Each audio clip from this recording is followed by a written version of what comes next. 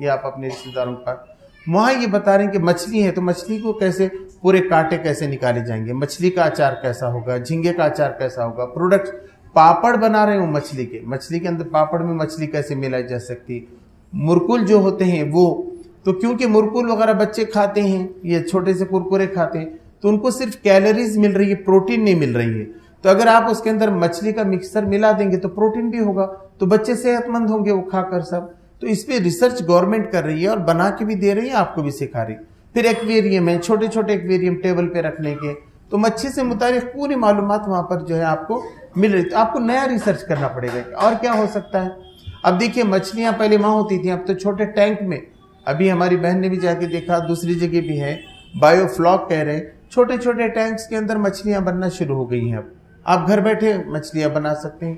तो ऐसे नई नई तरकीबें आपको ढूंढना पड़ेगा और उसको डेवलप करना पड़ेगा। अब जैसा चिकन है या बकरी है, जो भी गावरान आजकल मिल रहा है, लोग बता रहे हैं ऑर्गेनिक, उसका ज़्यादा डिमांड है, तो इसके बारे में हम सोच सकते हैं।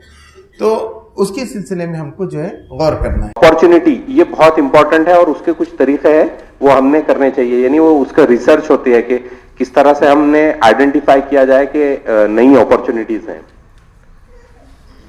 Next slides.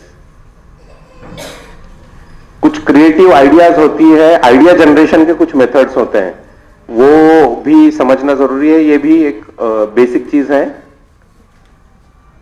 हाँ, बस यही बताइए। बिजनेस प्लान के लिए आप ये कंटिन्यू करते रहिए क्योंकि वक्त खत्म हो चुका है। तो आपको बिजनेस प्लान के लिए एग्जीक्यूटिव समरी चाहिए होती है, बैकग्राउंड इंफॉर्मेशन लगता है, करंट कंपनी का स्टेटस, कंपनी के बारे में हिस्ट्री, आपकी पूरे मैनेजमेंट की पूरी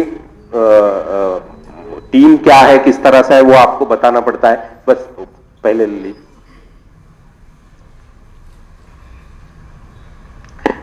मार्केटिंग का क्या प्लान है, आपने बना तो दिया, लेकिन किस तरह से आप बेचेंगे, उसके अंदर डिस्ट्रीब्यूटर रखेंगे, कैसा लोगों तक पहुंचेंगे, क्या करेंगे, तो उसका एक डिटेल प्लान हमको बताना पड़ता है। प्रोडक्ट के अंदर प्राइसिंग होती है, डिस्ट्रीब्यूटर किस तरह से हम कर रहे हैं, डिमांड मैनेजमेंट किस तरह से कर रहे हैं, रिस्क अगर कुछ है तो वो क्या है और उसको किस तरह से मिटिगेट किया जाए, ब्रांडिंग किस तरह से की जाती है, प्रमोशन, यानी मार्केटिंग और सेल्स दो अलग अलग चीजें हैं, वो दोनों को भी समझना जरूरी है। वहां पर डेवलपमेंट के सारी चीजें हैं। नेक्स्ट क्या है इसका? हाँ,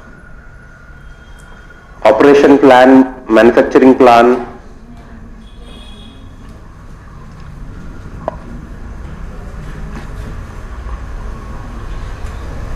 ठीक है।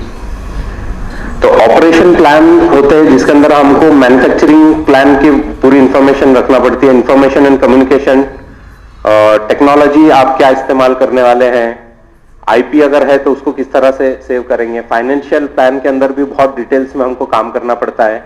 रिस्क एनालिसिस एक बहुत इंपॉर्टेंट चीज है कि कितना इसके अंदर रिस्क है, मार्केट रिस्क है क्या, ऑपरेशन वाइज रिस्क है क्या, स्टाफ के थ्रू हमको रिस्क है क्या, पैसे की वजह से हमको कुछ रिस्क है क्या, और मैनेजर्स वगैरह हैं तो उनके वजह से हम मैनेजरियल रिस्क कोई है क्या। तो ये सारी चीजें फाइनेंशियल प्लानिंग के अंदर आती हैं। और फाइनेंशियल प्लानिंग अगर हमको करनी है तो एक तफसीली पूरा एक टॉपिक है जो आगे मदद की जा सकती है अगर किसी को बिजनेस प्लान बनाना है। उसके बाद में आपके जो कंपटीशन है, आपकी तरह ऐसे नहीं आप अकेले ही, आपकी तरह और भी काफी सारे बिजनेसेस चल रहे हैं। तो ऑनलाइन होने का फायदा ये है कि आप उनको नजर रख सकते हैं, भाई वो लेटेस्ट में क्या टेक्नोलॉजी यूज कर रहे हैं, तो वो कैसे डिजाइन बना रहे हैं, वीडियोस कैसे बना रहे हैं, या अभी जो अपना रोशन गेट, कटकट गेट, ग्रीन बेल्ट, अगर मैं यहाँ की बात करूँ सिर्फ लोकल में, तो आपको काफी सारे दिखेंगे, बोर्ड्स दिख जाएंगे, घर से बिजनेस चला रहे हैं। अभी रमजान टाइम में भी काफी घर से बिजनेसेस चले, तो आप कैसे नजर रख सकते हो कौन कौन सा मटेरियल ला रहा है, कहाँ से ला रहा है, होलसेलर्स कौन है, डिस्ट्रीब्यूटर्स कौन है। तो ये आपको काफी आप नजर रख सकते हो उसके ऊपर में, और कस्टमर सेटिस्फेक्शन भी आप बढ़ा सकते हो। अभी होता क्या है, कोई प्रोडक्ट है तो आप रिव्यूज आपने देखे होंगे अमेजन, फ्लिपकार्ट पे आपका भी रिव्यू आता है कि भाई ये पैकिंग अच्छी नहीं थी, प्रोडक्ट गलत है, तो आप उनको वहीं पे वो सबको नजर आता है, सभी ऑडियंस को। तो आप क्या कर सकते हो, वहां पे जाके उनको मैसेज कर सकते हो कि भाई ऐसा था, ये इस वजह से ऐसा प्रॉब्लम। मेरा नाम शहनाज सादिक है, मैं नांदेड़ से ताल्लुक़ रखती हूँ। अल्हम्दुलिल्लाह ये जो वर्कशॉप हुआ बहुत बेहतरीन था, क्योंकि इसके अंदर जो चीज़ें बताई गई कि ख़वातीन भी माश का ज़रिया जो है इख्तियार कर सकती है, लेकिन हुदूद में रहते हुए, पर्दे की पाबंदी करते हुए। अल्हम्दुलिल्लाह हम घर बैठे बैठे भी बहुत सारे ऐसे तिजारत के जो छोटे छोटे प्रोग्राम से वो अपना सकती हैं और दूसरे भी ख़वातीन को इसके ज़रिए से माश के ज़राए फ़राहम करा सकती हैं। और ये प्रोग्राम वुमेंस विंग की तरफ से लिया गया था, जमात इस्लामी हिंद हल्का महाराष्ट्र और Rifah chamber of commerce and industry की तरफ से ये प्रोग्राम रखा गया था, दोनों के इश्तिराक से।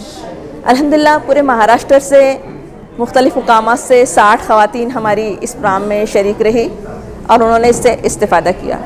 इसके तहत अल्हम्दुलिल्लाह हम कई दिनों से कोशिश कर रहे थे। हम ये चाहते हैं कि इसके तहत ख़वातीन को बाइख्तियार बनाया जाए, उनको जो है तो उनके पैरों पर खड़ा किया जाए। तो इसके तहत, इन मकासद के तहत हमने इस प्रोग्राम को अरेंज किया। हम चाहते हैं कि सिनत तिजारत के मैदान में बहनें अपनी सलाहियतों को इस्तेमाल कर सकें। अल्हम्दुलिल्लाह ख़वातीन के अंदर बहुत ज़्यादा सलाहियतें होती है, लेकिन ख़वातीन के साथ मसला ये होता है कि वो घर से बाहर नहीं निकल पाती। तो हमारी ये कोशिश है कि घर के अंदर बैठकर ही वो अपनी सलाहियतों को इस्तेमाल कर सकती है। ऐसा कोई कारोबार, ऐसी कोई तिजारत हम उनको लगा सकें। आमतौर पर इस तरह के ख़यालात जाते हैं ख़वातीन के अंदर भी कि सिर्फ हम अपनी रोज़ी रोटी तक ही महदूद रहे, लेकिन हम ये चाहते हैं कि सिर्फ वो अपनी रोज़ी रोटी तक महदूद ना रहे, बल्कि समाज के अंदर ऐसी ख़वातीन जो मौजूद है जिनको किस चीज़ की ज़रूरत है कि माशी एतबार से ऊपर उठे, तो हमारी बहनें उन्हें भी रोज़गार फराहम करें। मैं ज़िक्रा साजिद खान हूँ और ये प्रोग्राम बहुत अच्छा हुआ। बहुत सारी लेडीज़ ऐसी थी जिसको बहुत ज़्यादा गाइडेंस की ज़रूरत थी, जैसे व्हाट्सएप है, फेसबुक है और बहुत सारी चीज़ें हैं जो लेडीज़ को नहीं मालूम है और उस पर भी कैसे बिज़नेस को बढ़ाना है, वो सारी डिटेल्स अल्हम्दुलिल्लाह उनके सारे डाउट्स क्लियर हुए। बहुत अच्छा प्रोग्राम, जज़ाकल्लाह खैर।